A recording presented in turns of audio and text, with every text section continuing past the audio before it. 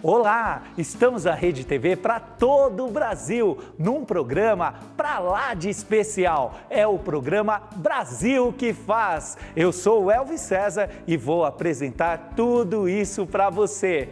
E hoje estamos com uma jovem de sucesso, gestora, empresária e empreendedora, Cristiane Abreu. Que bom tê-la aqui, amiga! Eu que agradeço o convite, Elvis. Fiquei muito feliz. Eu vou te falar, você vem de uma família de sucesso. Como foi isso? Te ajudou ou te prejudicou? Eu acho que ajuda, né? Porque a gente acaba tendo aí um norte, a gente acaba tendo uma referência. Meu pai é um grande mestre, aí é um grande empreendedor, né? Até antes do programa a gente estava até conversando um pouquinho, né? Ele empreendeu com 14 anos, então acaba sendo um exemplo, assim, uma pressão também, eu confesso, porque sendo o pai que empreendeu com 14, você começa com 18, você acha que você está tarde. Você teve um grande mentor e começou certeza. muito cedo, e isso você acredita que te motivou mais? Com certeza, com certeza. O meu pai, ele é uma pessoa que ele sempre falou que para tudo se dá-se um jeito, só para a morte que não.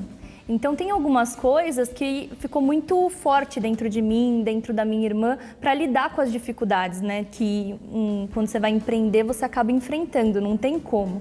Você começou com 25 anos de idade, virou gestora de N negócios. E como foi isso? Conta um pouco dessa trajetória. Olha, foi bem desafiador, na verdade, né? O meu pai, ele era uma pessoa bastante centralizadora, então eu não sabia, assim, eu sempre vivenciei o CTN por estar junto com ele nas agendas, a gente ia nos eventos e tudo mais, mas conhecer o funcionamento da casa, eu estagiei no CTN um pouquinho, até porque eu queria conhecer esse negócio, que é um negócio da família, né?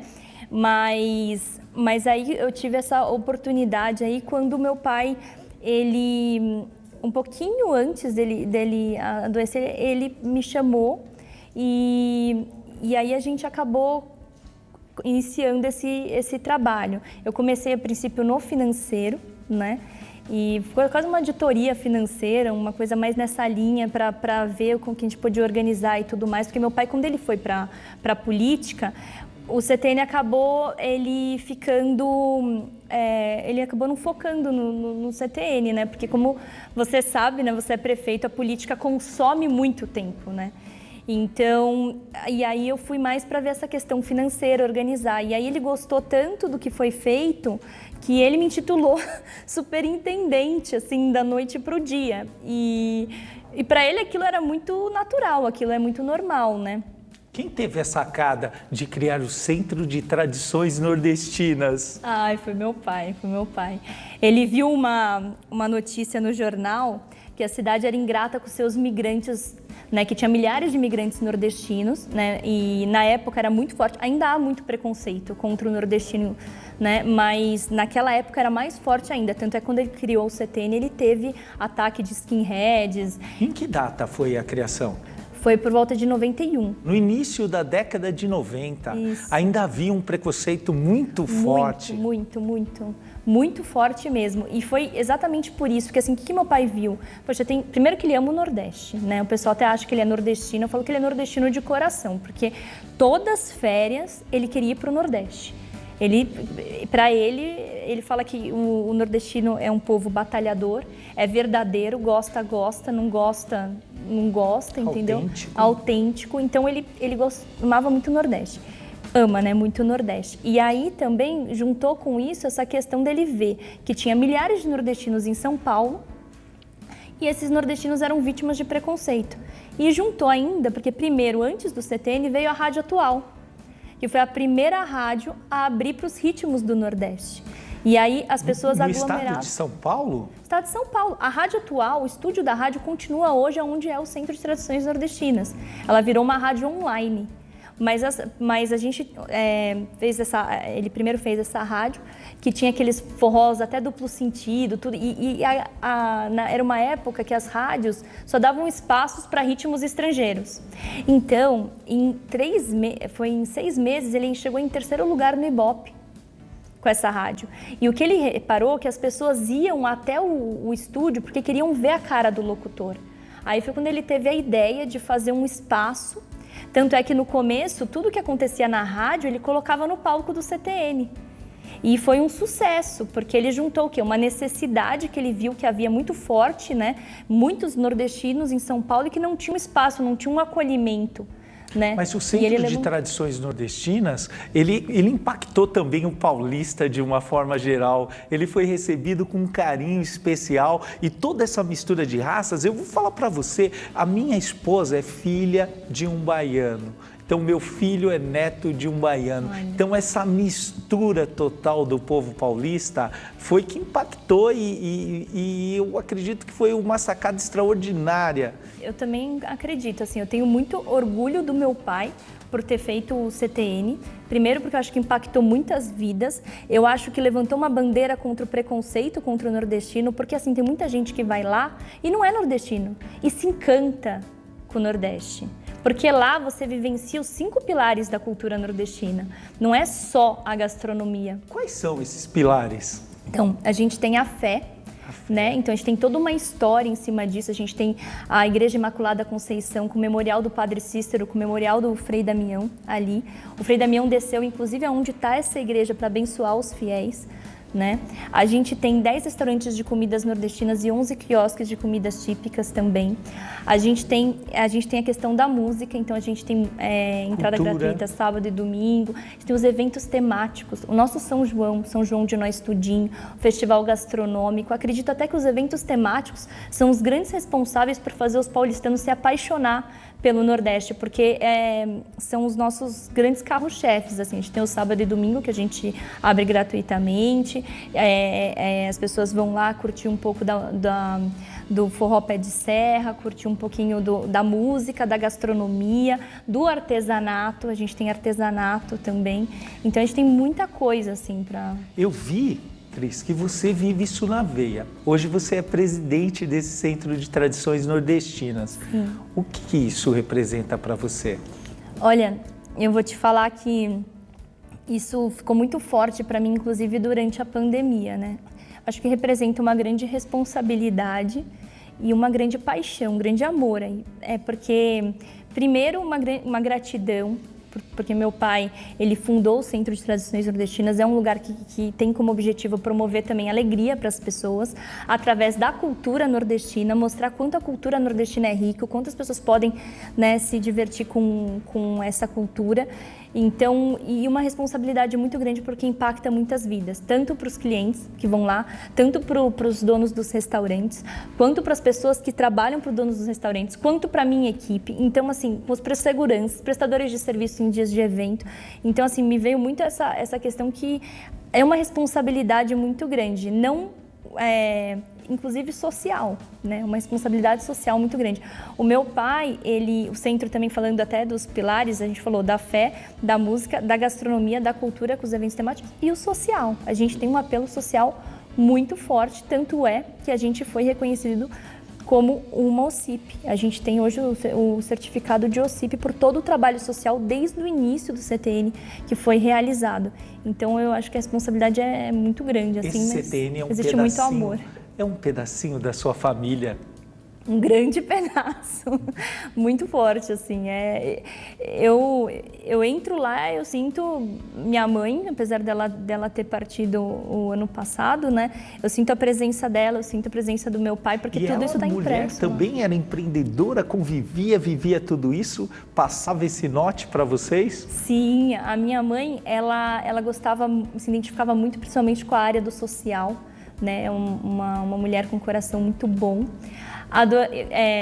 Adorava, inclusive no fim da vida dela, né, ela teve câncer de pulmão, e ela, durante o tratamento e tudo mais, ela fez um programa no YouTube, ela criou um programa no YouTube para trazer, falar sobre superação. Superação. É um dos pilares do nosso programa. Exato. E ela trouxe exatamente, fez um programa sobre isso. E aí ela trazia pessoas que tinham projetos, porque ela falava assim, poxa, a mídia muitas vezes só mostra as sombras, né? Não mostra a luz. Existe tantas pessoas que se preocupam com o próximo, que quer fazer um bem genuíno, e por que não a gente fazer uma corrente do bem, né? Então minha mãe era muito forte nisso. Quantas pessoas passam pelo Centro de Tradições Nordestinas em uma semana? Em uma semana, normalmente me perguntam por mês. Por mês? Mas fale por mês, a gente divide... Sem pandemia, a gente estava tendo uma média aí de 75, 80 mil pessoas. É um número bastante significativo. Agora, o que mais você tem empreendido? O que mais você tem feito? Olha, eu estou bastante focada hoje no CTN, né? O nosso objetivo, na verdade, agora, por conta da pandemia, a gente tá querendo pensar muito 2021 como um plano de recuperação desse período. A gente tem muitas novidades, o CTN vai fazer 30 anos, então é um período de recuperação, mas ao mesmo tempo não deixar de imprimir essa importância que são 30 anos de CTN em tudo que vai ser realizado, né? Você acha que a crise aumenta a nossa criatividade de empreender? Sem dúvida nenhuma. Meu pai sempre falava isso. Ele falava assim, momento de crise é um momento de grande oportunidade. Depende se você olha a luz ou se você olha a sombra, né? Eu acho que sim, porque a gente tem que sair da zona de conforto, né? O CTN, inclusive, teve 2 projetos que jamais faria se não fosse o período de pandemia. Então, assim, que é o Drive-Thru Junino, depois o Drive-Thru Junino e o Cine Drive-In. E o Drive-In Mais, que era experiências drive-ins. Ou seja, vários e vários projetos em razão da crise. Em razão da crise. O que você acha? Como poderíamos mitigar, diminuir a desigualdade social no Nordeste? Qual fórmulas de micro, médio empreendedorismo? Como o governo poderia atuar? Como os nordestinos poderiam ter uma oportunidade melhor? Mas eu vou te falar que para a gente diminuir a desigualdade no Nordeste, eu acho que é muito focado na questão da educação. Educação, né? É tudo. Eu acho que isso é bastante... E eu acho que programas que estimular a ensinar a pescar, né?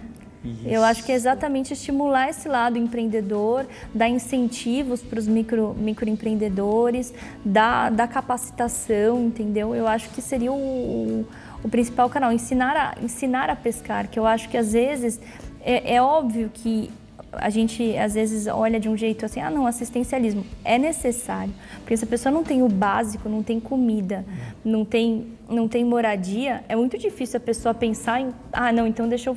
Então, assim, tem que dar o básico, sem dúvida nenhuma, mas também isso tem que ser atrelado... Exato, tem que ser atrelado a um programa. E, né? Com condições que possam fazer a pessoa pensar no empreendedorismo, que possam fazer ela avançar. Enfim, eu concordo plenamente contigo. Quem é o Brasil que faz para você? Fora os nordestinos ou com os nordestinos? Hoje somos todos nós. Eu acho que, assim, esse momento de crise... mostrou, inclusive, não só a crise, mas o coronavírus. A solução não é individual, a solução é coletiva. Então, acho que o Brasil que faz é todos os brasileiros. Por isso que eu te falei, acho que não é uma solução só de governo, é uma solução de todos, sabe? Olha, eu tenho uma profunda gratidão pelo povo nordestino e também por você, pela sua família, pelo fato de pensarem pelos nordestinos. Eu sou casado com uma filha de nordestino, então sou muito grato. E gostaria que você deixasse a sua mensagem para esse Brasil maravilhoso que faz. Obrigada. Agradeço esse carinho, né? E eu acho que, assim, o principal... A mensagem que eu acho que é importante a gente deixar é saber que a gente é responsável pelo que acontece com a gente, né? Então, o Brasil quem faz somos nós. Então, somos responsáveis pelo que acontece com a gente. Às vezes a gente cai nessa questão do vitimismo, de culpar tudo e todos por tudo que acontece. E eu acho que é um momento da gente refletir e ver se o Brasil quem faz somos nós, sou eu, é você, é ele, é todos nós. O que cabe a mim fazer para fazer a diferença? Muito obrigado. Tudo que é bom dura pouco. E nós terminamos essa maravilhosa entrevista. E você pode acompanhar tudo isso e muito mais nos nossos canais de redes sociais. Esse programa foi feito para que você nunca desista dos seus sonhos. Um grande abraço, Deus abençoe e até o nosso próximo programa.